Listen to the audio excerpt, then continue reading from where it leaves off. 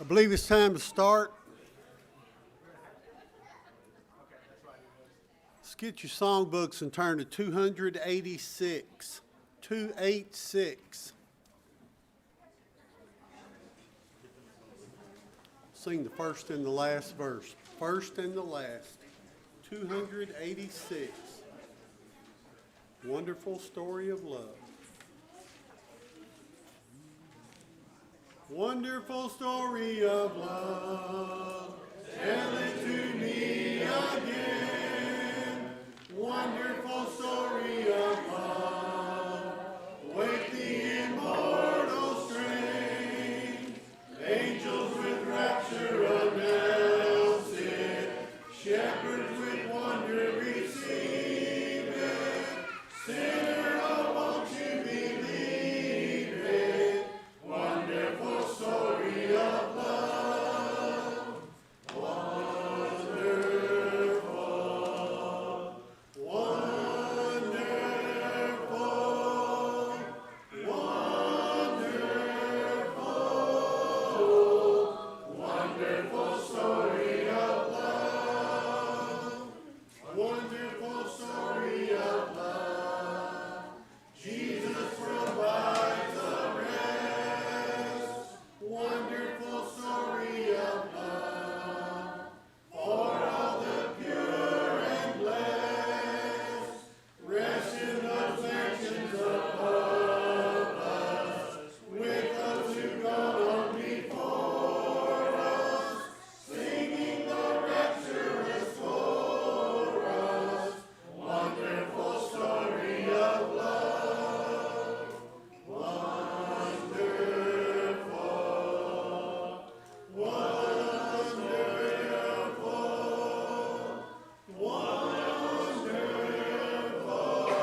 wonderful, wonderful story of love.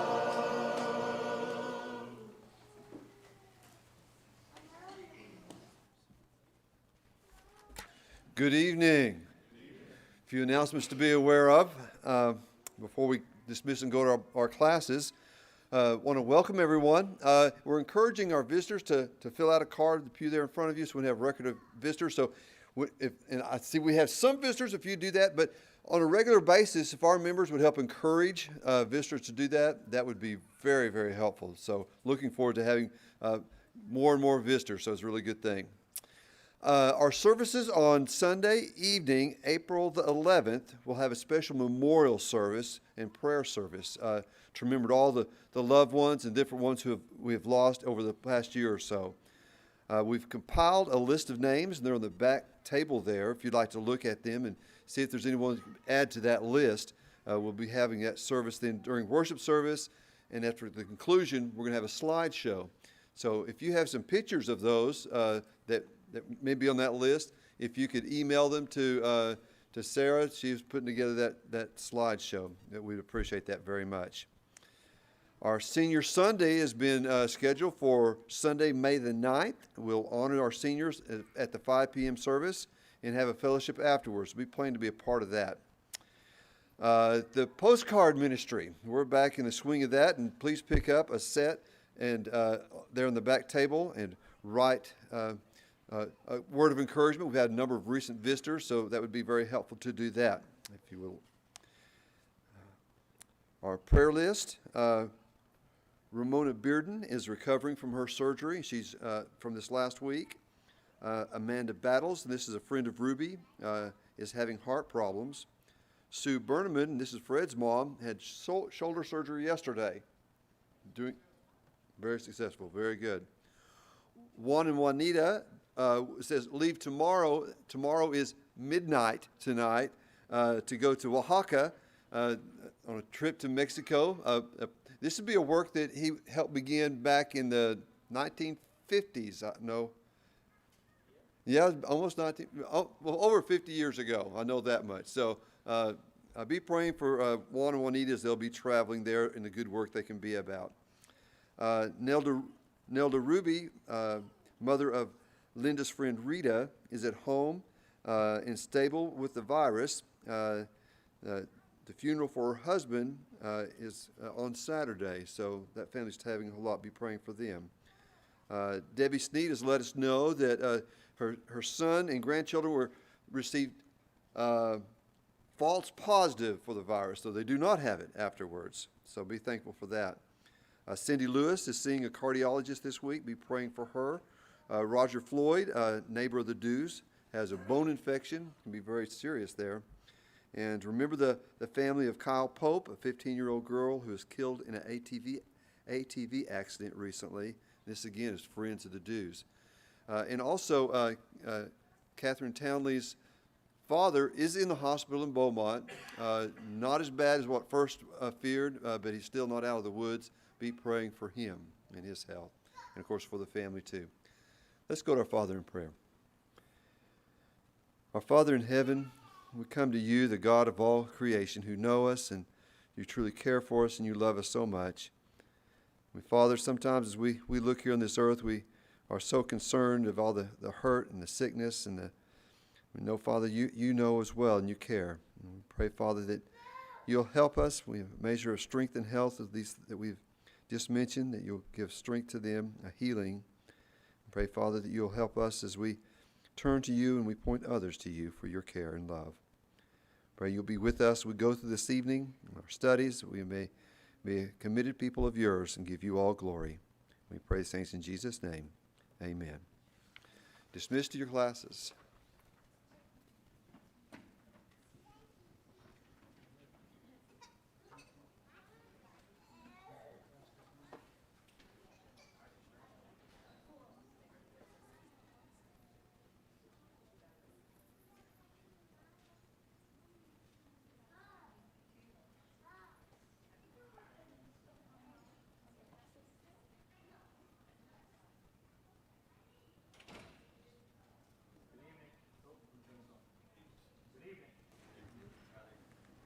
What a powerful display of God's nature set in motion this afternoon. I heard that we got almost an inch and a half in that little bit of time. I know my dog loved it and got super muddy. Puppies, right? Alrighty, we are still in chapter 4. We are going to be picking up in verses 10 through 12 is about where we left off, and we'll finish off the rest of that chapter this evening. Again, want to remind you, as was just mentioned, the Moncadas are going down to Oaxaca, Mexico. Tomorrow morning, their flight leaves out at, I think it's 5:50 a.m. So they're heading down there. We're thankful for their efforts going down there. We're sending some brochures or pamphlets with them with material concerning baptism and the church and elders and deacons and preachers. And so we're thankful to be a part of that opportunity to go down there with them, if you will. And so we'll be praying for their efforts. They'll be down there for a few days. We had the privilege this weekend. It was a long weekend to go up with the kids to Lads Leaders and let's see, what was that? I mean, it was the Gaylord Texan. Grapevine. There we go. I knew it was something. And Grapevine, I got lost in the Gaylord a few times. Right, that's a monstrous hotel. Very uplifting weekend. There were 750 kids, participants. From what I'm told, that's a third of what's normally there. So you're looking at about 2,200 participants on a non-COVID year. Is that a thing? Okay. But very encouraging. Thankful to be there. And then Monday, Doyle and I had the privilege to record 3 lessons apiece at Give Me the Bible. So we're thankful for that work that we're able to partake in. Thankful for the elders supporting that as well. And just wanted to say it's good to be back. I'm thankful to be here. Thankful to be going through this study of Nehemiah with you this Wednesday evening. Any questions or comments from last class before we dig in again? Lynn seems to be going to be operating the microphone tonight. So if you do have a question or comment, just please raise your hand, and we will get to you as quickly as possible. Okay. Let's kind of backtrack a little bit. We'll look at verse number 10 through 12, and then try to dig into the rest of this lesson, or this chapter, excuse me. What is going on in chapter 4 up to now? What has happened? They were really rebuilding the wall in chapter 3. They had set their mind to it. And verse number 6 of chapter 4, we see that the people had a mind to work. There was some outside interference going on there. Sanballat, Tobiah, and the others that are Geshem that are working against them. they were angry that they were rebuilding this wall, and that they really didn't want this to be accomplished. And they began to conspire against them, is what the text reads. And with that, they are bringing about words that are really detrimental to the people within the walls of Jerusalem. And that's where we're going to begin again this evening here. Verse number 10, their strength was failing. They were getting tired, but also it wasn't just physical strength, it was their mental strength. They were beginning to hear of these people that were pressing against the walls. They were encamping around them. They were wanting to destroy their efforts. Their strength was failing. Their perspective was changing. We look at verse number 10 and 11 here. At the end of verse number 10, there's so much rubbish that we're not able to build the wall. Remember back in verse number 6, they had a mind to work and they were ready to build. They're now taking this rubbish that they said we can rebuild, and they're saying there's too much rubbish here. We can't do anything. They're allowing that outside influence to really be detrimental to them. Their thoughts are beginning to be manipulated. They're hearing of these threats. Some of their own brethren from outside of the city, verse number 12, it says, "So it was when the Jews who had dwelt near them," so they're not in the city, they're outside, "they came and they told us," how many times? 10 times. They're pretty fearful from the outside of the walls there, but they're bringing that message inside.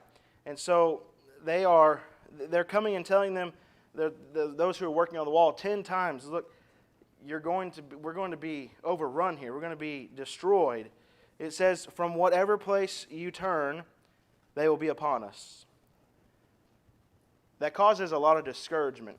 It causes a lot of fear, a lot of confusion. And then here in verse number 13 is where we're going to see Nehemiah and his response to these outside people trying to affect the work within.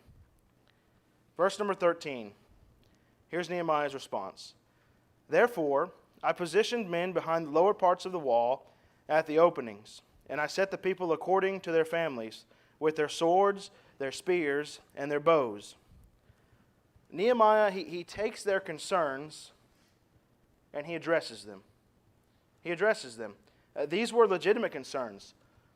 What happens when I'm working on the wall way over here and my family needs me? What if they're attacking over there? How am I even going to get back? He's taking the considerations he's taking the people's fears into consideration. He's going to place them beside where they could be seen. Number one, that there's going to be, they're within the gaps of the walls. That's what needed protecting. The walls themselves didn't necessarily need protecting. But what's the easiest way into a city that has walls?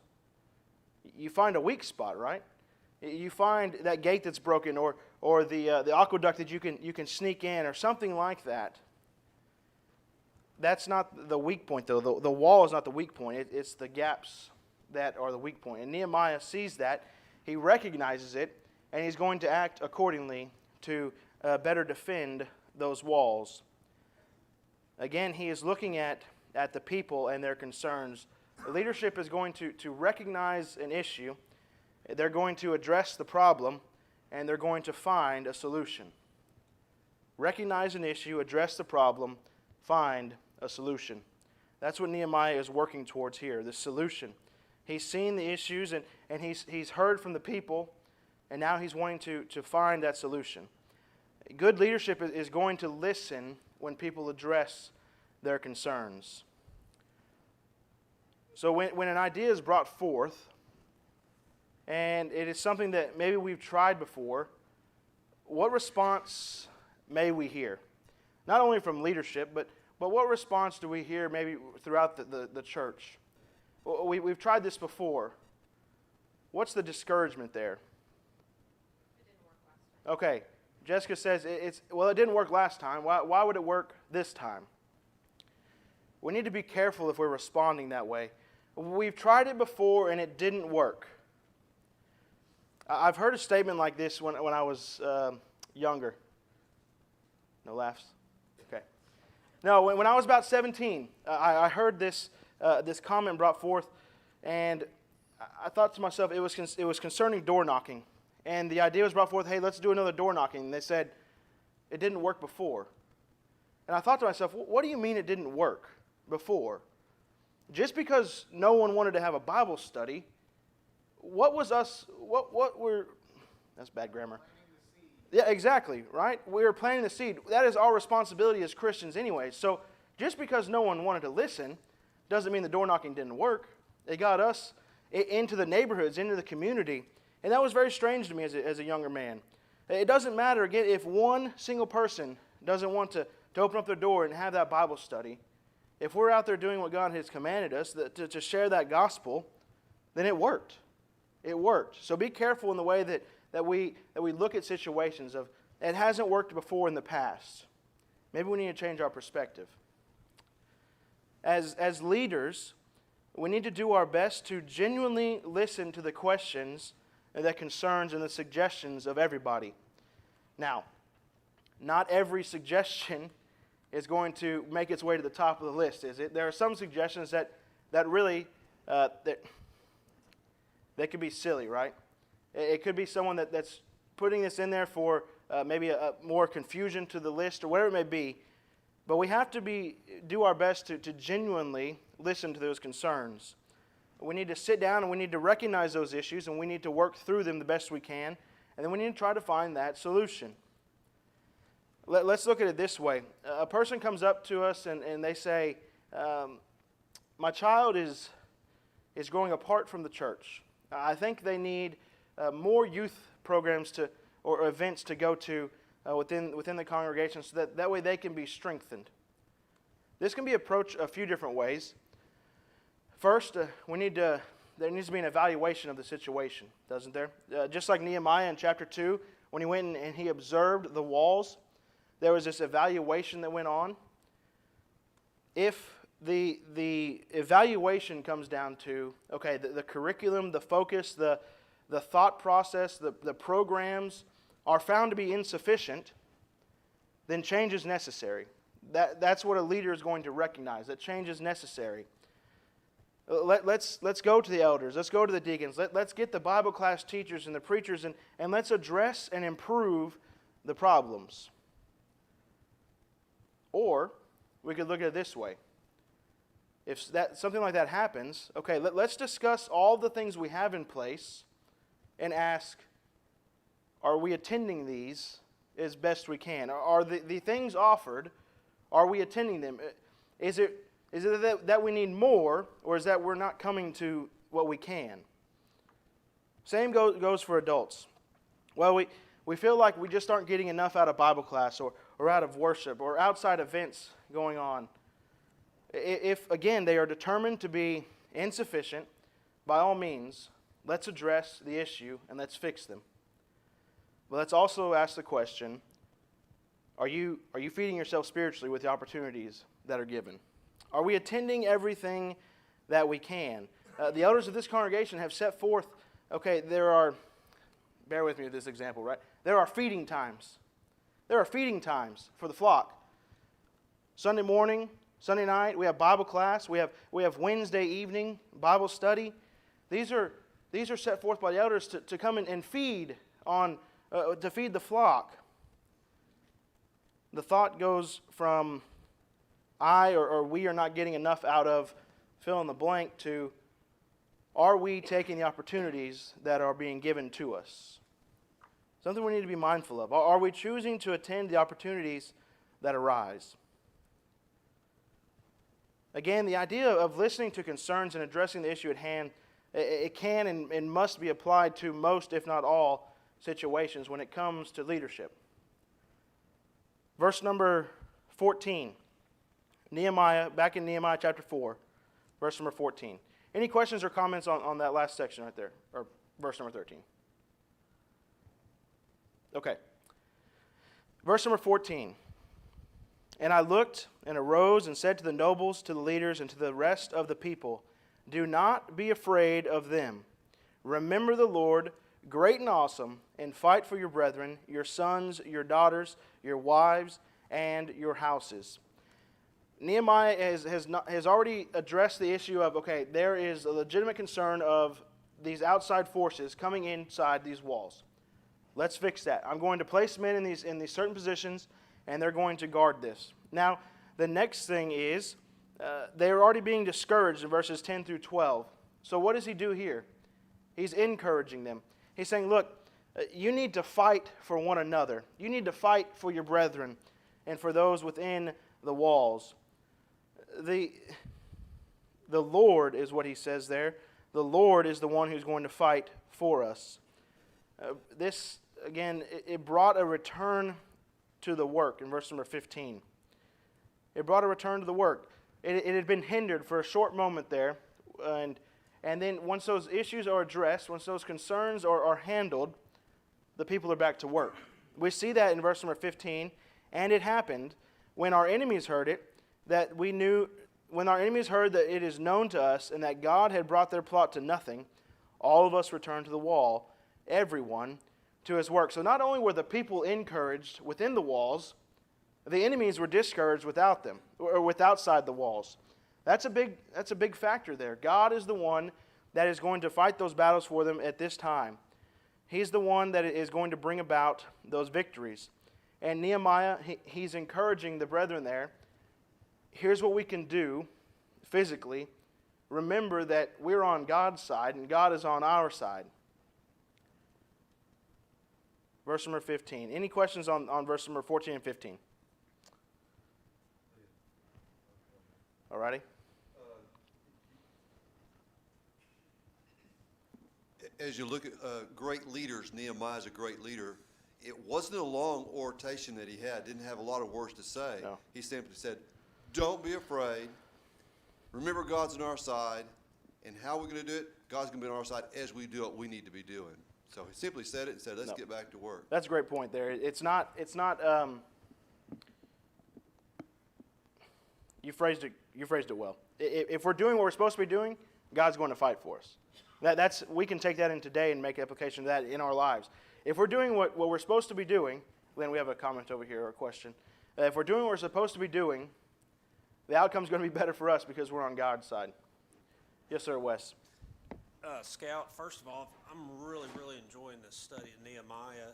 Kind of piggyback off of what Doyle said a little bit, especially here in chapter 4. One of the things I really appreciate that we're seeing more in Nehemiah's character is he has got this almost this perfect balance of humility as a leader, but he's also got a self-confidence that's free of arrogance.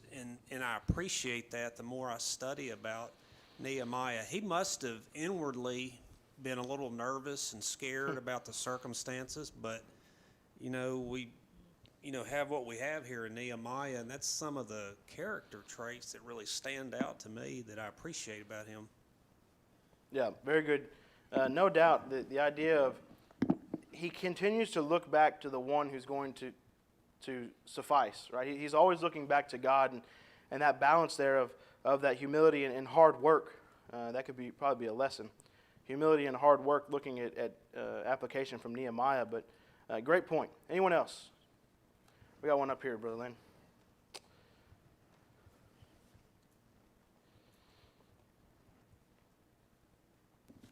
It appears that he organized his fighting group and worker groups in family units. Yes. And to me, that's a great tactical Absolutely. Way to do business. Absolutely. You'll fight for your brother, That's right. your blood brother. That's right. Harder, and your No, that wife is harder than you will. A great observation there, and something we're going to touch on in just a moment. The idea that, again, Nehemiah's his vision to see, okay, here's what's going on. What's the best way to fix it? We can have a Band-Aid solution, or we can try to fix it long term. And he's looking long term here. The idea of, okay, not only are you to fight for your brothers and sisters physically, but the brothers and sisters across within the city. But you could fight with your brother all day long, right? But if someone picks on him, you best believe that you're teaming up on them, right? There's an idea of this camaraderie here, this unity within the walls. Great point. Okay, continuing on in verse number 16. Really, verses 16 through the end of the chapter are kind of one part, but we're going to look at it a little differently here. They give us this picture of the workers being revamped. They're re-energized. They're ready to go. And again, the concerns were heard, they were weighed, they were listened to, and they were acted upon. Those who are in leadership roles, we have to be mindful of when the situations arise, if we're not hearing out the people and their legitimate concerns, if we're not truly weighing them against what's being brought forth, if we're not listening to them and we're not acting upon them, then what are the odds of them wanting to go back to work? Not very good. They're pretty slim. Now, again, as leaders, you have to make that decision of, okay, I've heard that concern. Is it a legitimate one? And that's going to come back to how are you looking after whatever position you're in, or the people that you're over in whatever position you may be in.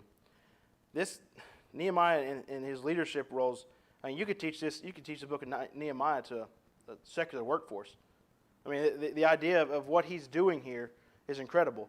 But even more so within the congregation here, with the elders and the deacons and those who are in a leadership position, we can take so much from it. But again, these revamped workers is what we're seeing here in verses 16 through the end of the chapter. So it was from the time, verse number 16, from that time on, that half of my servants worked on construction, while the other half held the spears and the shields and the bows and wore armor, and the leaders were behind all the house of Judah. So here comes the idea of he's putting them together. Okay, construction, those who are going to be in the army, if you will. And not only does he put those in place, he's not just leading a small group, is he? What does the text read that is behind him? The leaders. So the leaders within the city, those prominent ones, they're behind the house of Judah. So he's not just a good leader within his own group. He's a good leader amongst all of the people, and he has the backing of his brethren. That's a great thing. Verse number 17. Those who built on the wall and those who carried the burdens loaded themselves so that with one hand they worked at construction, and with the other hand they held a weapon. Now, if you've ever tried to carry something, well, not necessarily a sword. I don't know how many people carry swords anymore.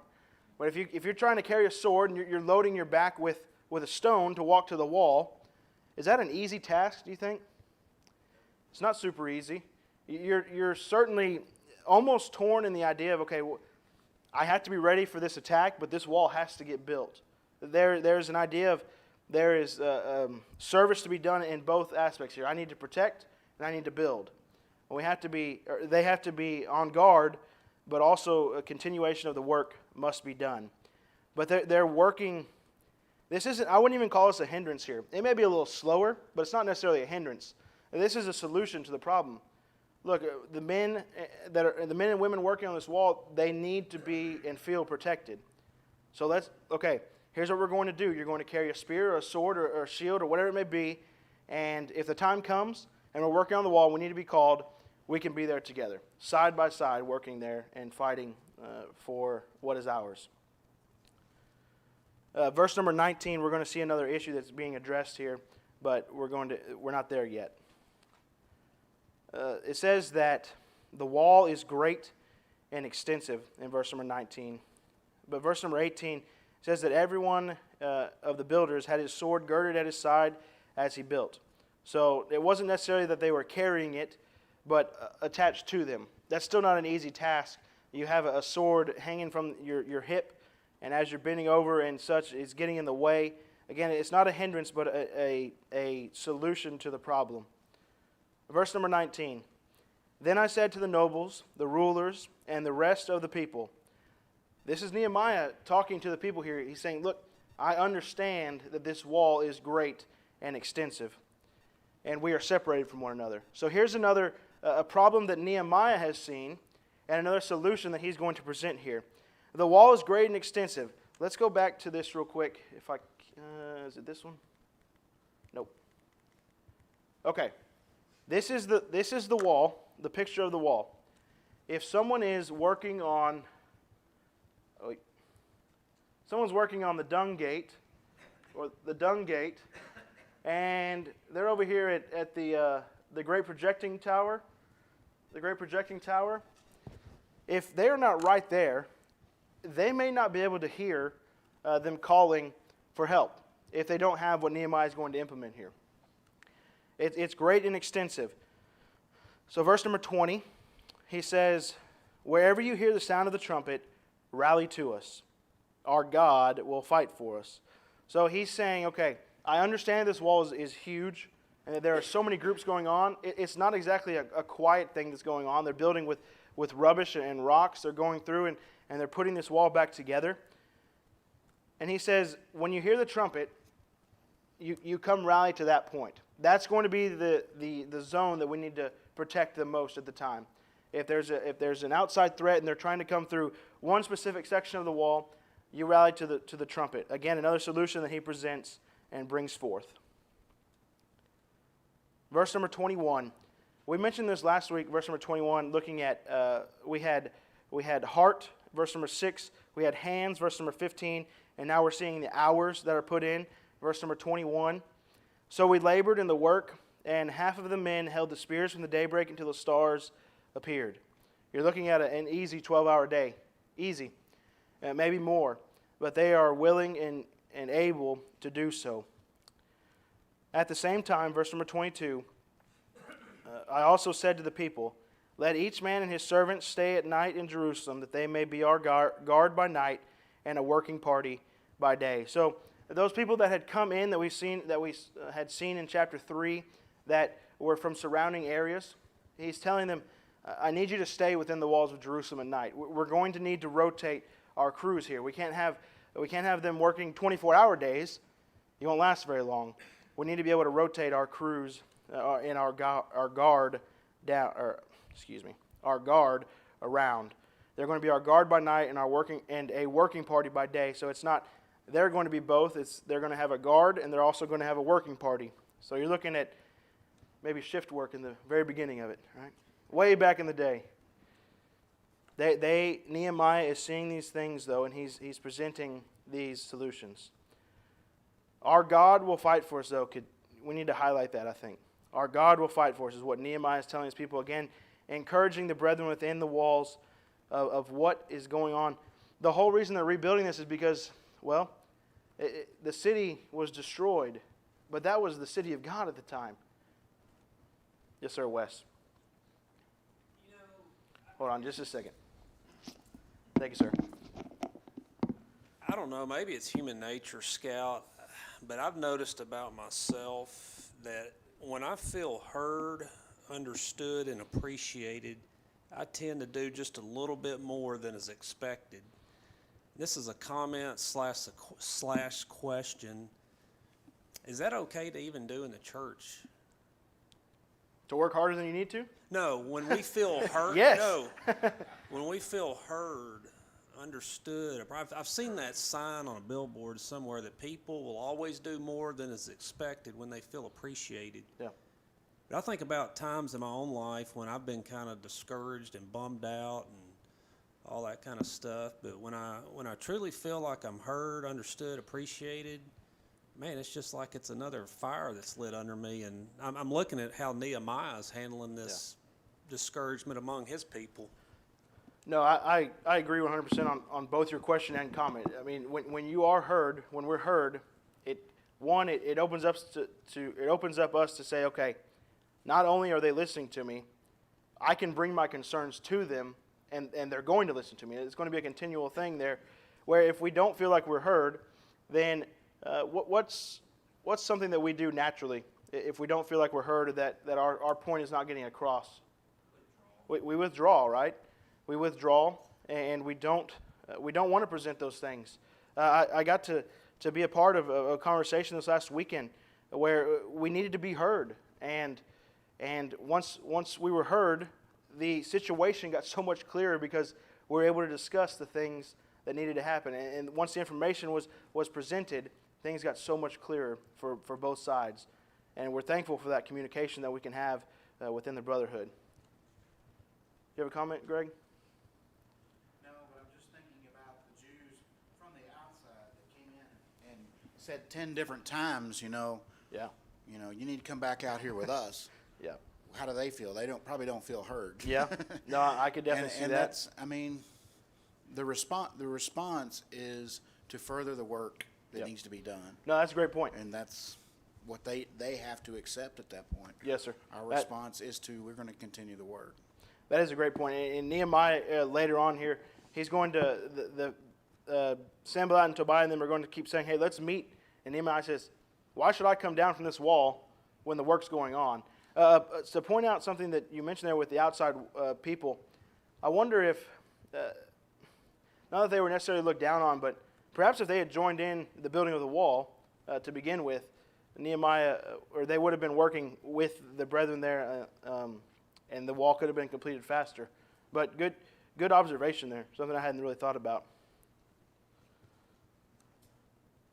But they are no doubt continuing to work extremely hard, extremely hard. This wall is great and vast. We keep looking back at that. It's a huge undertaking, and yet they're going to do it in a very short time, considering. Alrighty, that is the end of chapter 4 there. They're going to have a mind to work, verse number 6. They're going to have a heart to pray, verse number 9. They have an eye to watch, verse number 9. And there's an ear to hear, verse number 20. An ear to hear, verse number 20. Any questions or comments on chapter 4 before we introduce chapter 5? Alrighty. I didn't think we'd get this far, so I didn't put up a PowerPoint for the next stone. But the next stone, and I'll have this up next week, is the stone of consideration. Yes. Chapter 4 holds a lesson that's still applicable today. When you think about the leadership of Nehemiah, and I know that Greg and other people who have been managers and people that have run teams in different organizations, that there's this balance that Nehemiah seems to have where he's listening to people, but he's also sifting through all of the chaff, because you always hear, there's always some squeaky wheel that's never really part of the solution. All they want to do is bring to the forefront what the problems are, but they don't ever offer solutions. That's right. And the lesson is the same for us. A body of Christians is no different than the groups that Nehemiah were dealing with, where people can sit outside and make criticisms, but don't offer any solutions and don't offer to be part of how to fix it. Yeah. They just want to point out what's wrong, and it is ultimately the reason that congregations divide. It's why people fall away, and it's all very well, as Wes was talking about, where if people feel heard and appreciated, they're going to be better workers. There's only so much of that leaders of anybody can do that to encourage those people. At some point, they just have to make a decision that the work, as the walls were the work, that the work that we're called to do is important as well. That it's not just somebody else's job. And there's that old story about, it was somebody's job and anybody could have done it, but nobody, so. Nobody did what anybody could. Yeah, so and so the lesson is the same for us thousands of years later from what Nehemiah was dealing with. And while he had great skills as a leader, the thing that comes to my mind the most is how quickly he was able to sift through and go, okay, that's valid, we're going to deal with that. That's not valid, go away. That's right. That's right. No, great point. And I think in the introduction we had discussed a little bit on if you're going to have a problem, you better bring a solution of some sort. Don't just be that prick in the side, right? Don't keep pestering with the outside problems. And again, if you're looking from the outside in, you can nitpick whatever you want. But if you're not going to offer to help at all, then you have no reason to be there. That kind of triggers my mind back to Nehemiah. Let's see. Nehemiah chapter 2, verse number 20. This is looking at Sanballat and them, so not even the Jews, but those who are really going to be the ones that are oppressing them in a moment. Chapter 2, verse number 20. In verse number 19, they had said, "Are you going to rebel against the king, or are you going to what is this that you're doing? In verse number 20, they say, So I answered them and said to them, The God of heaven himself will prosper us, therefore we his servants will arise and build, but you have no heritage or right or memorial in Jerusalem. If you don't have something good to put it forth, you better get out. There's no point in you giving that advice, or whatever you want to call it. Great point. Brother Lynn, we got another comment back there.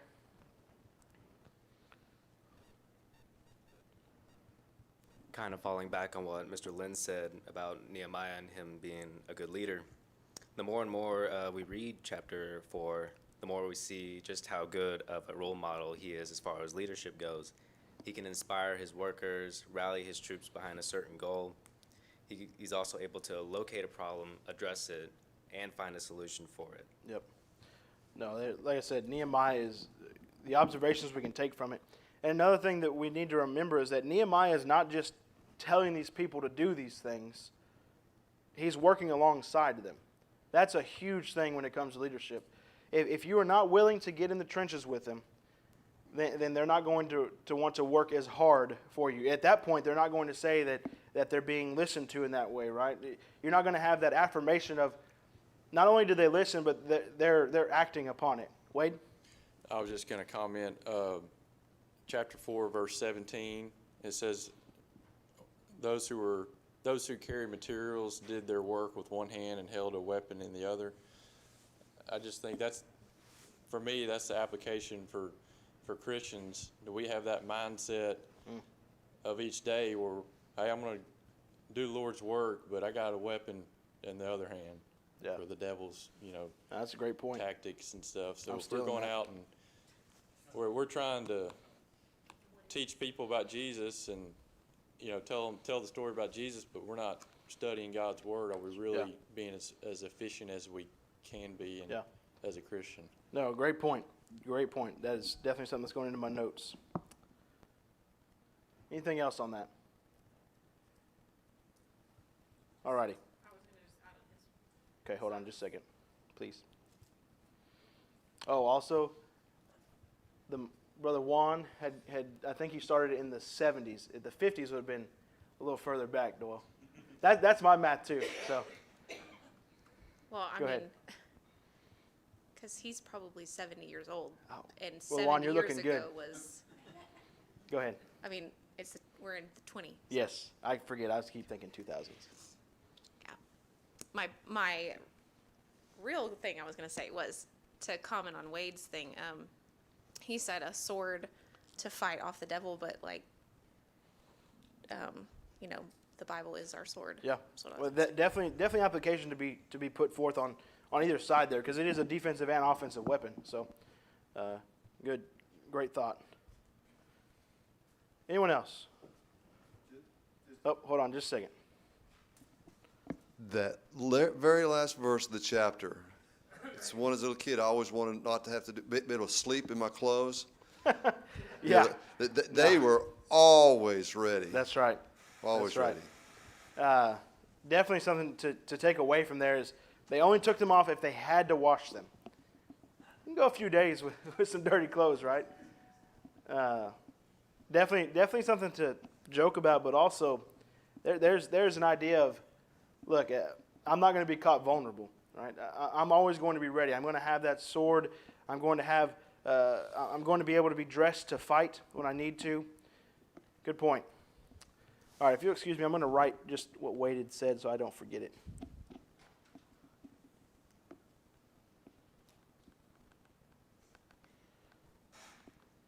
Oh, that was fast. That's all right. Okay, that's good. We can introduce Nehemiah chapter 5 next week from the get-go. Again, that'll be the stone of consideration. Great thoughts and comments tonight. Again, please don't be afraid to comment or question. That's what helps the class go. If we have to stay in Nehemiah, which we're not getting through Nehemiah this quarter. So if we have to stay in it, let's talk, because that's what makes the class better on both ends. You don't want to just hear me talk the whole time. Thank you all so much. Look forward to worshiping with you on Sunday, Lord willing.